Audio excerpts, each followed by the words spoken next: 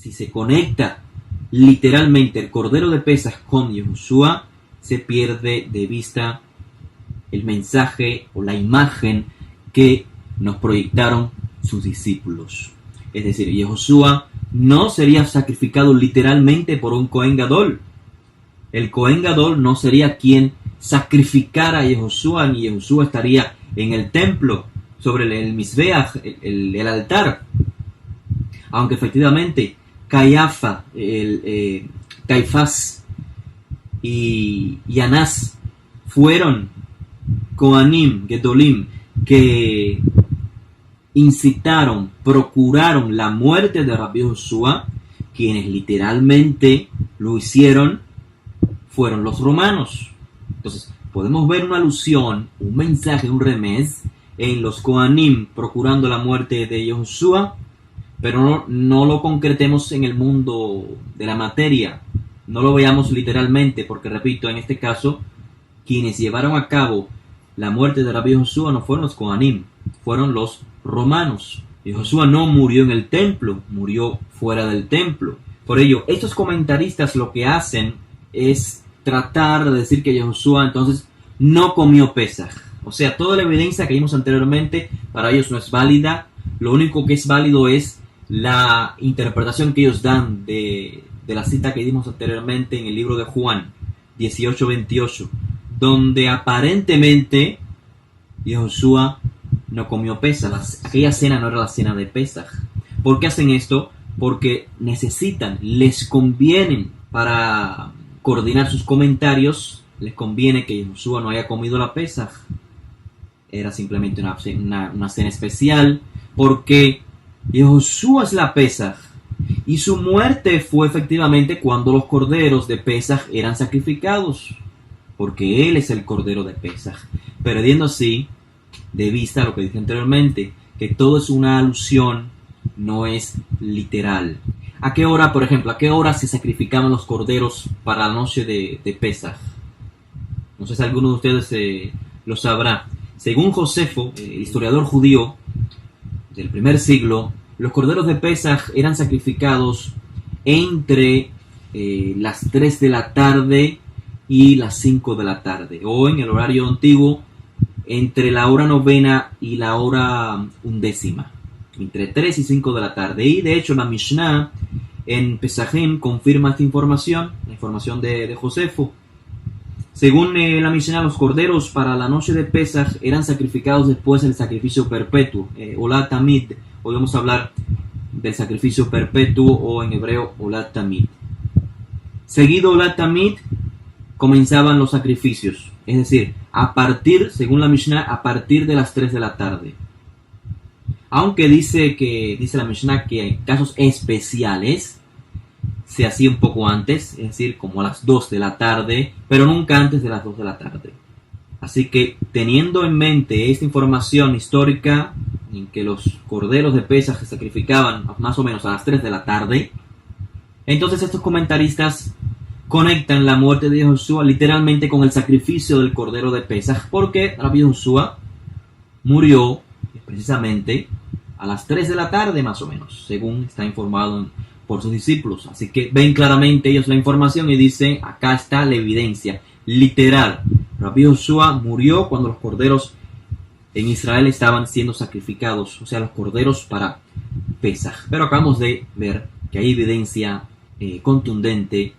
Joshua no murió cuando eran sacrificados los corderos de Pesaj. Es obvia la conexión, sí, es obvia la conexión que hacen los discípulos entre la muerte de Joshua y los sacrificios en general en el Mikdash, sobre todo en la carta conocida como la carta a los hebreos. No cabe duda de ello. Sin embargo, las preguntas que pudiésemos hacernos como lectores de estos documentos sobre la conexión, la conexión entre Joshua y los sacrificios debería de plantearse a partir de haber comprendido que Joshua comió la Pesaj con sus discípulos, llegó la noche, se sentaron y estaban comiendo. Por lo tanto, los corderos de Pesaj ya habían sido sacrificados cuando Joshua estaba muriendo. ¿Qué dicen los primeros discípulos sobre el día de la muerte del rabino? Según los libros popularmente conocidos como Mateo, Marcos y Lucas, el juicio ante Pilato y la crucifixión, todo esto comenzó a tomar lugar a partir de las 9 de la mañana, o lo mismo a la hora tercera. Desde las 12 p.m. o desde la hora sexta hasta la hora novena, nos dicen los autores que hubo oscuridad, y entonces se nos informa sobre la muerte de Josué. Las 3 de la tarde o la hora novena, y se nos informa el último grito de Rabbi Josué y su muerte. Luego, el anochecer, viene Yosef de Ramataim y se encargó del cuerpo de Josué, de sepultar a Josué. Entonces, si el objetivo de las narraciones de sus discípulos fuese conectar la muerte de Josué con los sacrificios de los corderos de Pesaj, el énfasis hubiese estado solamente en la mención de la hora novena, o siguiendo el conteo de Josefo, la hora novena y la hora undécima, las 3 y las 5 de la tarde, cuando se sacrificaban los corderos de Pesaj el 14. ¿Por qué razón se nos informa que los sufrimientos de Rabbi Josué comenzaron a las 9, a las 12 y después a las 3? 9 de la mañana, 12 del mediodía y las 3 de la tarde. ¿Por qué? En otras palabras, la cuestión no es, estimados oyentes, la cuestión no es empezar a buscar en estos textos de los discípulos apoyos para nuestra tesis, apoyo para una idea que vino a existir posterior a los textos.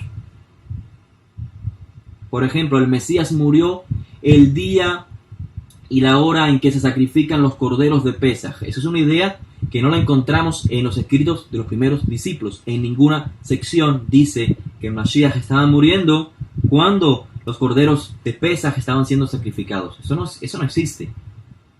Y la evidencia es contundente. Los corderos de Pesaj habían sido sacrificados el día antes que Josué estaba muriendo. La pregunta entonces de un lector genuino y sincero debe ser: ¿qué significado tienen, no para mí, no, para los discípulos de aquel entonces, de hace 2000 años, los horarios mencionados en los relatos que mencionan la muerte de Josué? La hora tercera equivale a las 9 de la mañana, la hora sexta a las 12 del mediodía y la hora novena a las 3 de la tarde. Estos son los horarios que se mencionan. Ustedes saben, seguro ya deben tener en mente qué significado tienen estos horarios para la antigüedad. Son los horarios de la tefilá, los horarios tradicionales de la tefilá, de la oración. Y era la costumbre de nuestros ancestros en estos horarios de oración subir al Bet HaMikdash. Como dijo el profeta: mi casa será llamada Bet Tefilá Lechol Ha'amim.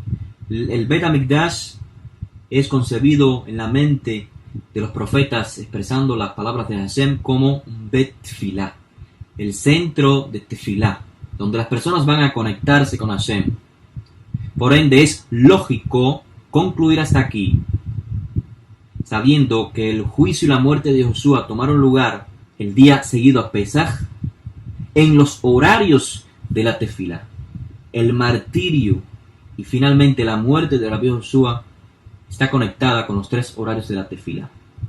Ahora bien, como dijimos anteriormente, es clara la conexión que los discípulos hacen entre la muerte de Josué y los sacrificios en general en el Bet HaMikdash, en el templo. De manera que para encontrar el significado claro de esta conexión de Josué, los sacrificios, debemos de enfatizar que el enfoque que los discípulos hacen sobre la muerte de Josué no es en lo que tomó lugar entre la hora novena y la hora undécima, es decir, el énfasis de los escritos no es cuando comenzaban a matar a los corderos, que repito era entre 3 y 5 los corderos para Pesaj, sino que el enfoque del contexto, los discípulos lo hacen sobre lo que tomó lugar entre la hora tercera, es decir, a partir de las 9 de la mañana, y la hora novena.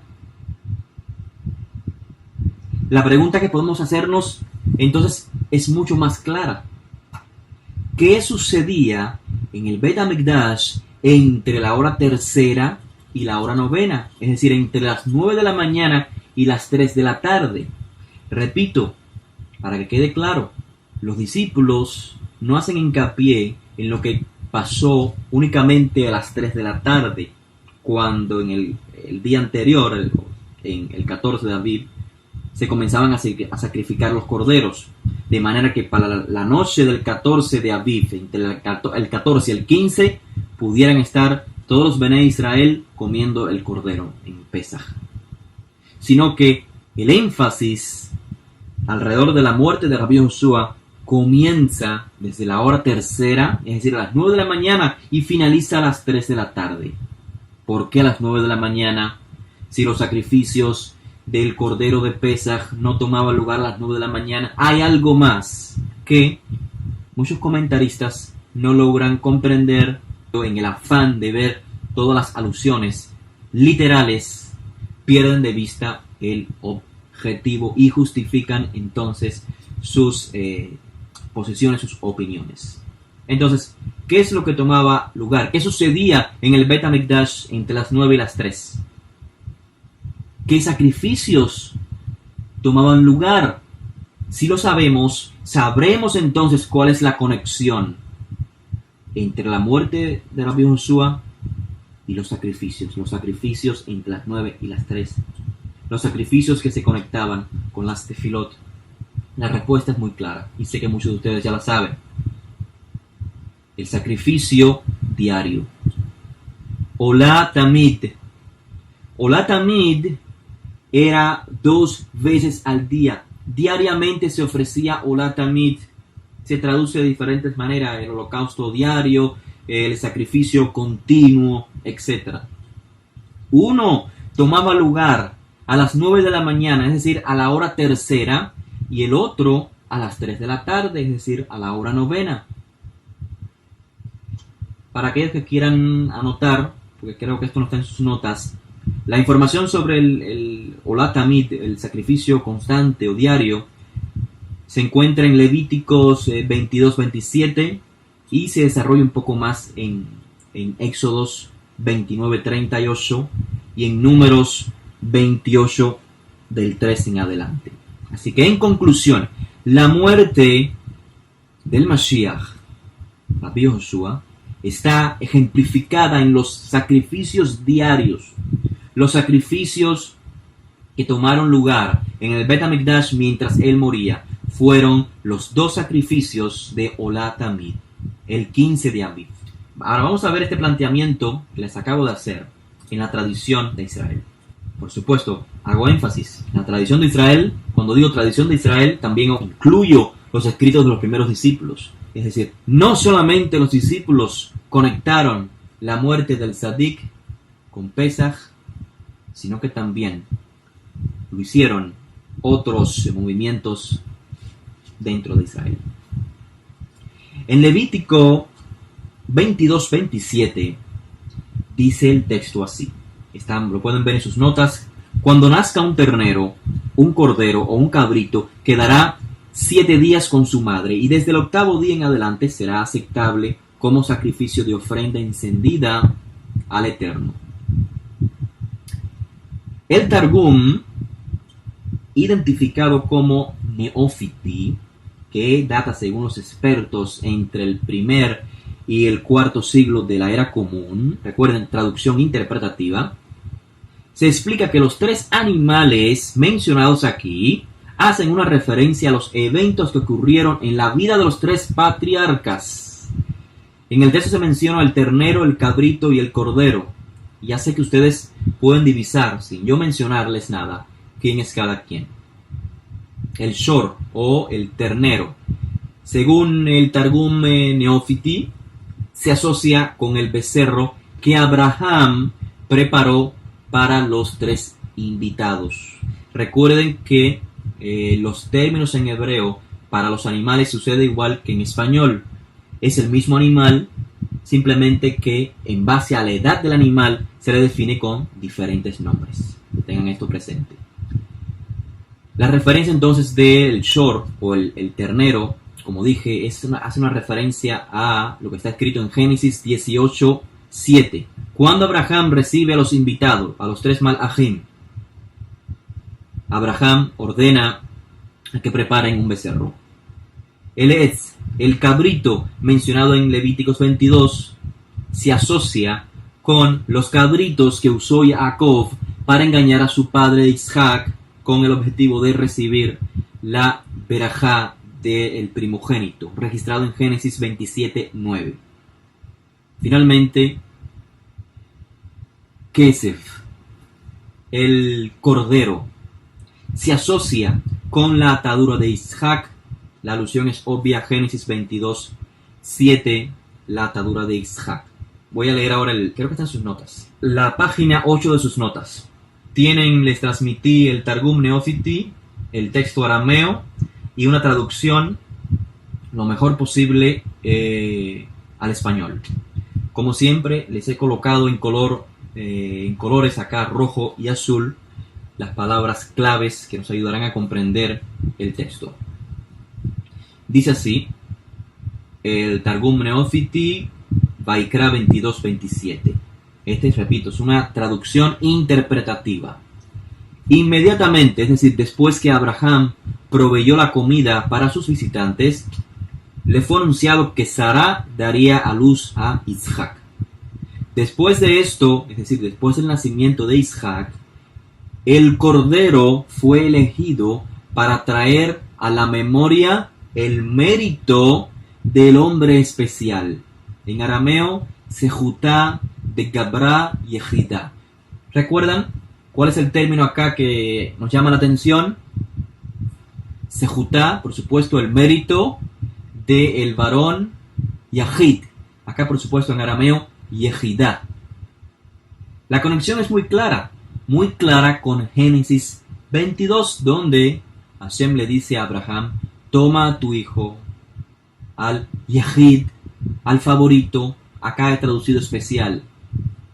Continúo leyendo. Después de esto, después del nacimiento de Isaac, el cordero fue elegido para traer a la memoria el mérito del hombre especial, quien fue atado en una de las montañas como un cordero, como ofrenda encendida sobre el altar. El Eterno lo redimió por su bondad y misericordia, y cuando sus descendientes oren, es decir, cuando los hijos de Israel oren, dirán en tiempo de aflicción: respóndenos en este tiempo, escucha el llanto de nuestra oración, y recuerda para nuestro beneficio la atadura de nuestro padre Isaac. Qué interesante es leer este Targum y ver claramente la imagen que nos presenta y cómo se puede comparar con las imágenes que encontramos en los escritos de los primeros discípulos. Vemos acá entonces cómo claramente Isaac, el hijo favorito, el Yahid, el hijo que es entregado a la muerte, es identificado entonces como el cordero. Y esto es lo más importante del texto. Yohanan Amadvil dijo sobre Rabbi Joshua: Hine se Elohim. He aquí está el cordero de Elohim. Por supuesto que todo lector que en aquel entonces leyó por primera vez este documento, el testimonio del discípulo, habría captado el mensaje que está diciendo Yohanan, el inmersor. Yehoshua es el cordero, así como Isaac es el cordero. En realidad, la atadura de Isaac era una sombra. El término arameo, como ya dije, Yehidá, sin duda hace la referencia una vez más, conecta el texto en Génesis, Kachna et binja, entrégame o toma a tu hijo, al hijo Yahid, al unigénito. Así que el cordero es entonces el símbolo de Isaac, como dice el Targum, es símbolo de la compasión de Hashem para los hijos de Israel en los momentos de aflicción. Voy a leer otra vez el texto, porque es muy, muy, muy importante. En momentos de aflicción, los hijos de Israel, dicen, los descendientes de Isaac dirán: respóndenos en este tiempo, escucha el llanto de nuestra oración y recuerda para nuestro beneficio la atadura de nuestro padre Isaac, que en otros midrashim es la sangre de Isaac. En otros midrashim que estudiamos, las cenizas de Isaac. En otras palabras, el sacrificio de Isaac y su poder redentorio más allá de Pesaj, del contexto de Pesaj. Cordero es entonces el símbolo de la compasión de Hashem para con el pueblo de Israel. He aquí el Cordero de Elohim que quita el pecado del mundo. Anteriormente les mencioné Isaías 53, quiero que estén en sus notas. Efectivamente, en la página 9 de sus notas, Isaías 53, 7. Veamos cómo el profeta trae esta imagen de la Torah. Fue oprimido el Sadik de Isaías 53 y afligido, pero no abrió su boca, como un cordero, dice, casé, como un sé que es llevado al matadero, y como oveja, como Rachel, que ante sus transquiladores permanece muda, no abrió él su boca. Es interesante todas las palabras que figuran en Isaías 53, cómo nos crean esta imagen que viene, por supuesto, ahora se hace muy clara cuando leemos los Midrashim, leemos Isaías 53, es muy posible comprender por qué Isaías 53 está hablando de el Sadik en ese sentido, si es que Isaías también pudiese tener en aquel momento una imagen clara sobre el significado, sobre la imagen de Isaac. Lo más interesante de toda esta evidencia que les he mostrado es que el Targum Neofiti en Vayikra 22-27 sigue la tradición de los escritos de los primeros discípulos, la tradición de Mejiltá de Rabbi Ishmael, Mejiltá de Rabbi Shimon Bar Yochai, conectando a Isaac con el cordero de Pesaj y además con el cordero sacrificado en sentido general. En Jubileos, el libro de Jubileos, la conexión de Isaac con el cordero de Pesaj fue muy clara. Recuerdan, fue muy, muy clara. Pero ahora, Mejiltá, los Targumim, la imagen de Isaac escala a otro nivel.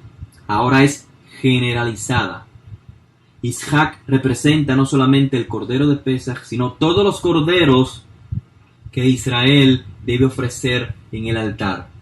Según Jubileos, el cordero para la conmemoración de Pesaj fue elegido en razón de la atadura de Isaac, porque el evento tomó lugar cuando en Aviv, tomó lugar en Nisan, la atadura de Isaac. Según el Targum, la Akedah es independiente a Pesaj, pero la Akedah es la base sobre la cual Hashem eligió al cordero como un animal para el sacrificio, un animal específico para el sacrificio en conmemoración a Isaac. En otras palabras, todo judío en la antigüedad conectaba los sacrificios de corderos con Isaac, juntamente el ternero, el cabrito, con Abraham, con Jacob. Entonces es muy claro, he aquí el cordero de Elohim. He aquí el Nimshal, la muestra, la evidencia del Mashal de Isaac. Isaac era una sombra. La realidad se manifestó con el Mashiach. La pregunta entonces es, ¿cuál o cuáles son estos corderos que además de Pesaj eran sacrificados? Ya lo leímos. Está escrito en la Torah, en el libro de Bemidbar, o Números 28:3. Esta es la ofrenda encendida que ofreceréis al Eterno. Hablando de la Olatamit, 2 corderos de un año sin defecto, cada día como Olatamit, holocausto continuo o ofrenda diaria.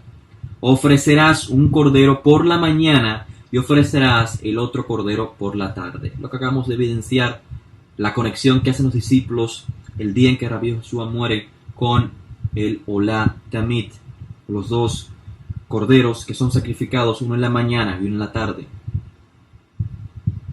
¿Serán estos dos corderos la alusión a Isaac? Por supuesto, la misma imagen que sobresale en los escritos de los primeros discípulos. Vamos a ver. Miren qué interesante, se pone cada vez más interesantes las notas. El Midrash Rabbah, en este caso Vaikra Rabbah, el comentario midrashico sobre Levíticos, la sección 2:11. Miren qué interesante. Por eso hice la pregunta, aquí tenemos la respuesta. La pregunta es, ¿serán estos dos corderos de Olá Tamid la alusión a Isaac? La imagen la vemos claramente en los escritos de los primeros discípulos. La muerte de Rabbi Joshua está ejemplificada, por supuesto, en Pesaj. El cordero de Pesaj alude a Rabbi Joshua, pero la muerte por Kaparat Abonot, para la expiación de las iniquidades, la conexión, los discípulos la hacen con el Olá Tamid.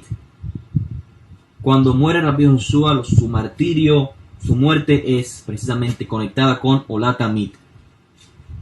Vamos a ver esta misma imagen entonces en Vaikra Rabbah. Vaikra Rabbah, por supuesto, es posterior, cronológicamente hablando, a los escritos de los primeros discípulos. Y vamos a ver cómo llegan a la misma conclusión que los escritos de los primeros discípulos. Pero por supuesto, la conexión que hacen es con Isaac, no con el Mashiach. En fin, lo que quiero evidenciar hoy es que la fuente de estos Midrashim, la fuente de los escritos de los primeros discípulos, es muy, muy antigua. Antecede el primer siglo. Y es posible que anteceda a el escrito de Jubileos. O dicho de otra manera, cuando el autor de Jubileos escribió lo que hemos leído en estos días de conferencias, lo hizo en base a una amplia tradición que existía en Israel desde aquel entonces. Vaikra Rabbah, lo tienen en hebreo, se los traduzco al español. En el caso del carnero, esto es citando Levíticos 11:1. Dice, en el caso del carnero, dice, será sacrificado al lado norte del altar en presencia del Eterno. Levíticos 11:1. Será sacrificado el carnero al lado norte del altar en presencia del Eterno. Dijeron, y aquí es donde comienza Vaikra Rabbah, dijeron, cuando nuestro padre Abraham ató a su hijo Isaac, estableció el santo bendito sea la institución de los dos corderos, uno en la mañana, Shacharit, y uno en la tarde, Arvit. ¿Por qué tantos? ¿Por qué dos corderos? ¿Por qué no uno? Para que cuando Israel sacrificara el sacrificio perpetuo, es decir, el Olá Tamid, sobre el altar, recite este verso. El verso es el que acabamos de leer.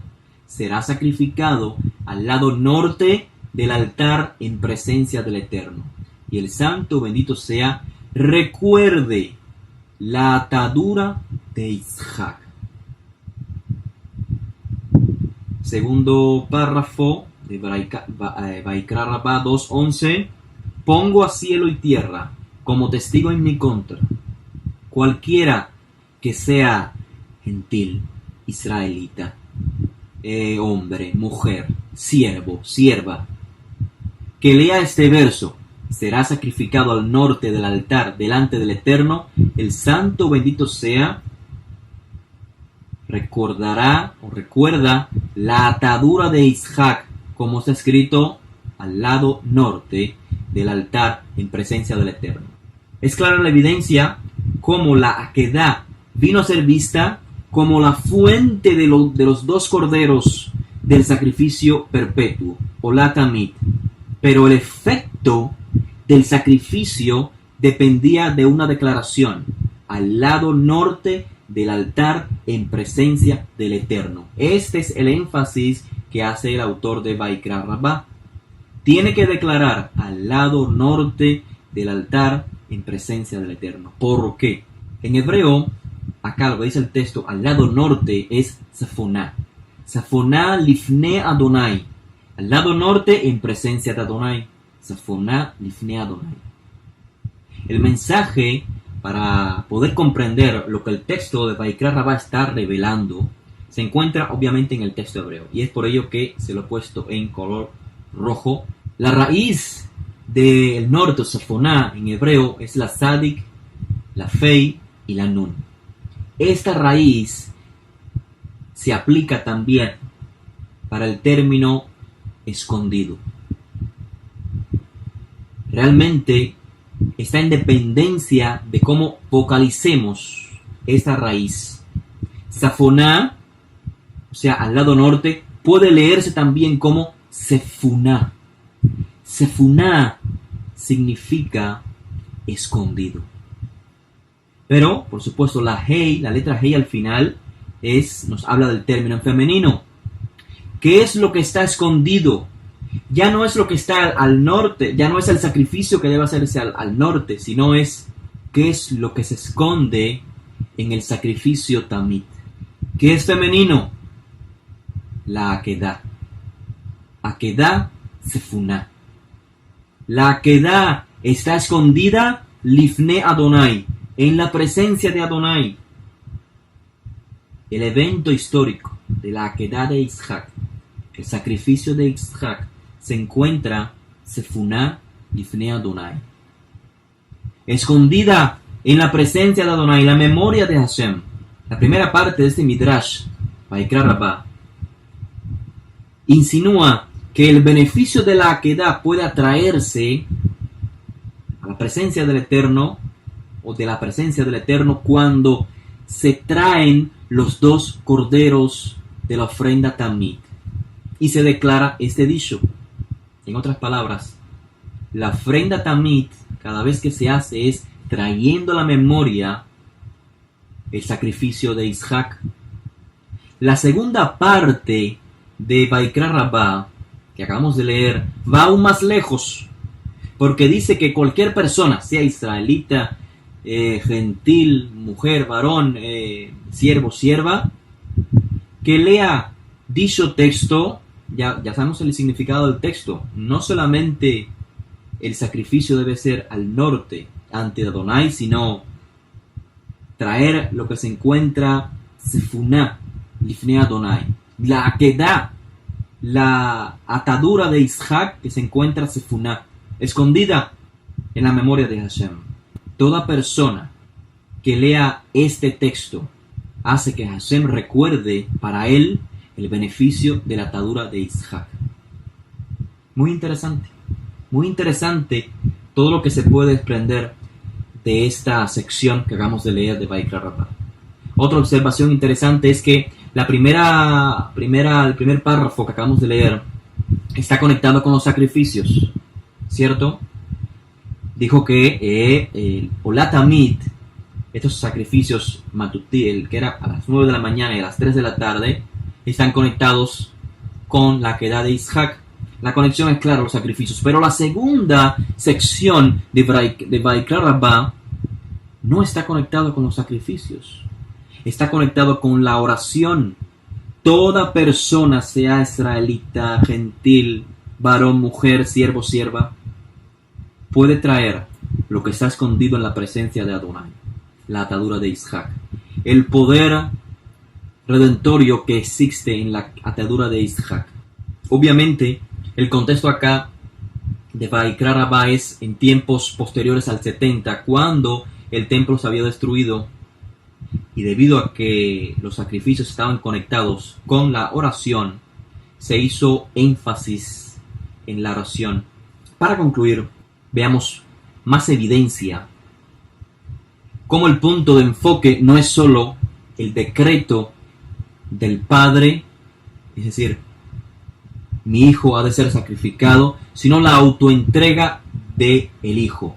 El énfasis o el punto de enfoque no es solamente el Padre llevando a cabo el sacrificio, sino hay valor también, o estas tradiciones tanágicas midrashicas, mejor dicho, se enfocan también en el sehut, en el mérito del Hijo, porque el Hijo se autoentrega, el Hijo se dispone a hacer la voluntad del Creador, a morir. Recordamos los escritos de los primeros discípulos, dicen así: el Ben Adam, dijo Rabbi Joshua, el Ben Adam, el Hijo del Hombre, no vino para que lo sirvan, sino para servir y dar su nefesh. Explicamos qué significa todo esto. Significa entregarse, dar su vida e entregarse a sí mismo como la paga de rescate por los fieles de Israel, como Kofer la Rabin. También le mencionamos en la correspondencia a las comunidades en Galatia, donde Shaul dice: se dio a sí mismo por nuestros pecados. O sea, se dio a sí mismo. Este es el enfoque. Él se dio a sí mismo. Obviamente había un decreto divino, pero él lo aceptó. Y ese momento en que él acepta es lo que se define como darse a sí mismo. Por esto dice Shaul HaShaliach, miren el contexto: se dio a sí mismo por nuestros pecados para liberarnos de esta era presente malvada, conforme a la voluntad de nuestro Elohim. Es decir, se dio a sí mismo, pero en contexto. No es porque a él se le ocurrió sacrificarse a sí mismo, sino conforme a la voluntad de nuestro Elohim. Y también escribe a las comunidades en Efesios: Mashiach os amó y se dio a sí mismo por nosotros, ofrenda y sacrificio a Elohim, como fragante aroma. Vimos en la semana pasada Pesektá de Rab Kahana, en la sección Sota Berajá, que por el mérito de Isaac, quien fue ofrecido como Corbán, hice énfasis en que el término hikrif, dice el término en hebreo, hikrif, es decir, se entregó como Corbán, y dice el autor, a sí mismo sobre el altar. En su mérito, el santo, bendito sea, resucitará a los muertos en el futuro. Hoy, lo que les decía, traigo información que es mucho más antigua. Antigüedades bíblicas, un texto que usamos en la semana pasada, atribuido a Filón de Alejandría, y dice así en la sección 32.3: y el hijo le dijo a su padre: escúchame, padre, si un cordero, el contexto, esto es Abraham e Isaac, ese es el contexto.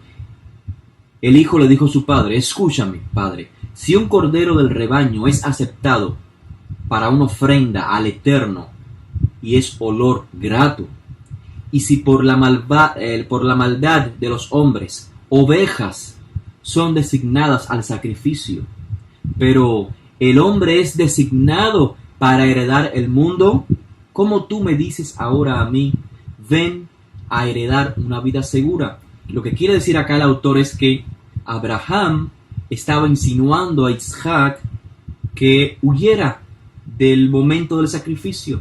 Abraham no quería sacrificar a Isaac. Y sigue diciendo entonces el texto: ¿acaso yo, le dice Isaac a Abraham, acaso yo no he nacido en el mundo para ser ofrecido como sacrificio al que me hizo?